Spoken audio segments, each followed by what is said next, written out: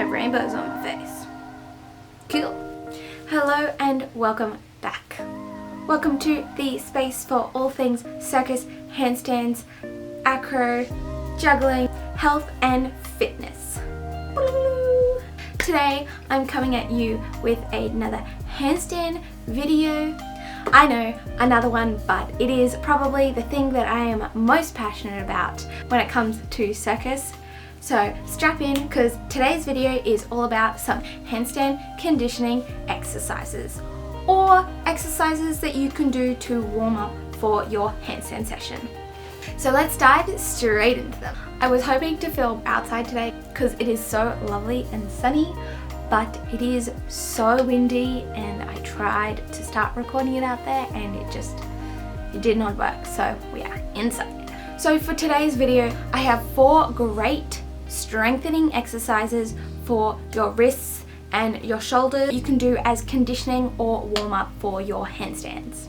So the first one that we have is a plank. Now yes, I know, basic, but when you think about it, a plank is a really good starting off point for your handstands because it practices that alignment from your wrists, your elbows and your shoulders. Okay, so for the plank, you want to make sure that your wrists are shoulder distance apart, and then this should hopefully mean that your elbows and your shoulders are on top of your wrists.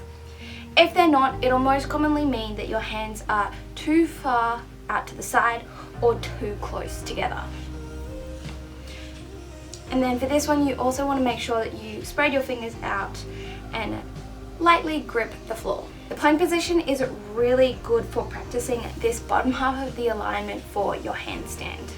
You also want to make sure that you aren't hyperextending your elbows out if you do have hyperextensive elbows, and they're just nice and straight. Also in your plank, you want to make sure that you're squeezing your bum and you're not sticking it out. So you're tilting it under and squeezing your glutes. You also want to make sure that your back is nice and flat and not rounded.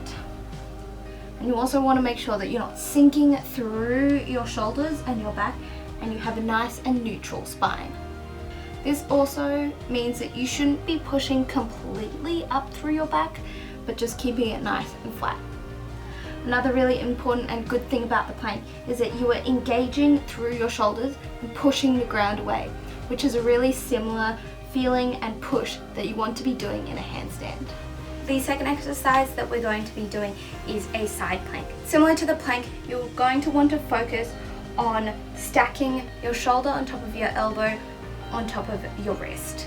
So it's really important with this one that you actually do it in front of the mirror to make sure that you are stacking over the top, because it's really easy to just come up and have your wrist too far in or too far out. So you want to make sure you have a look in the mirror so that you're stacked. This one, it's also really important that you're pushing that first knuckle into the ground and lightly gripping the floor to help you to balance in this position.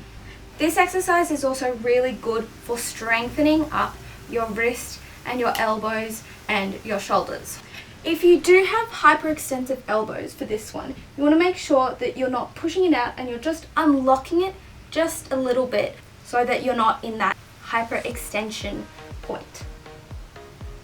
And this one, you really want to make sure that you are pushing up through that shoulder and you're not sinking down into it. You also want to make sure that your side is pulling up towards the roof and not sagging down.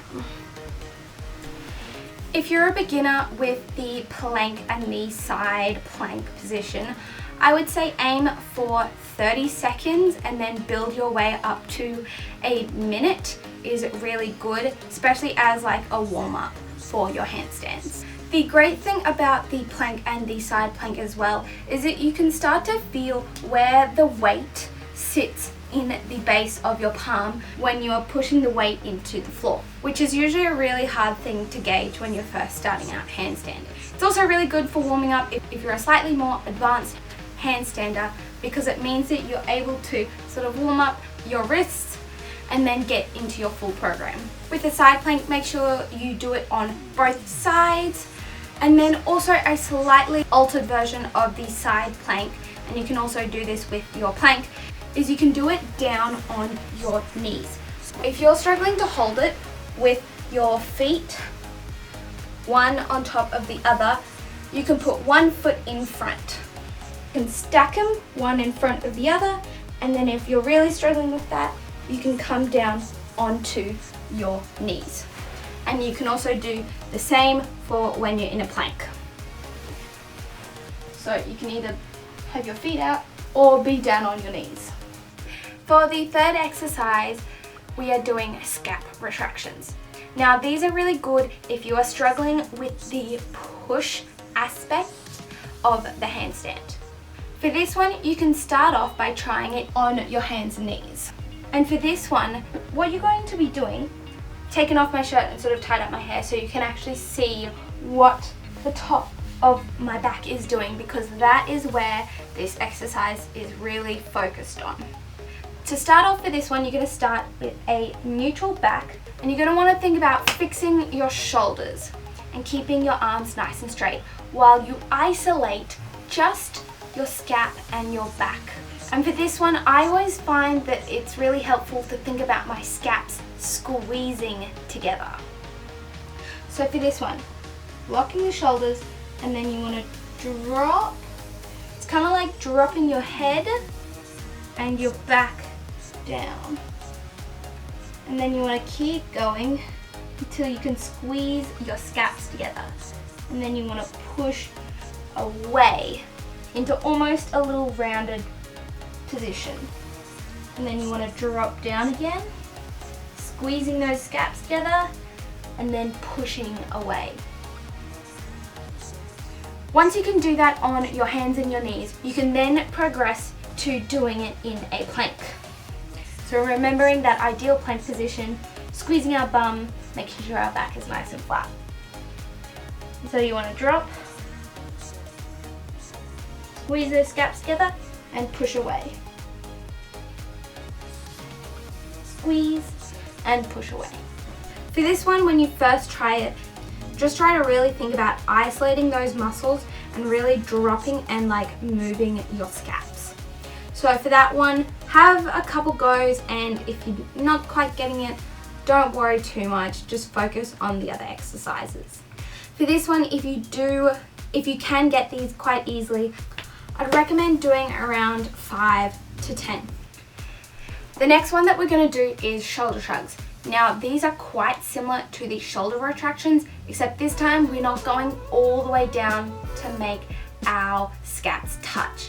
We're kind of going from a neutral position and then pushing away and pushing our back out into a very rounded position. So for this one, you want to start in a nice neutral back, and then you want to push away from the ground and make a rounded back.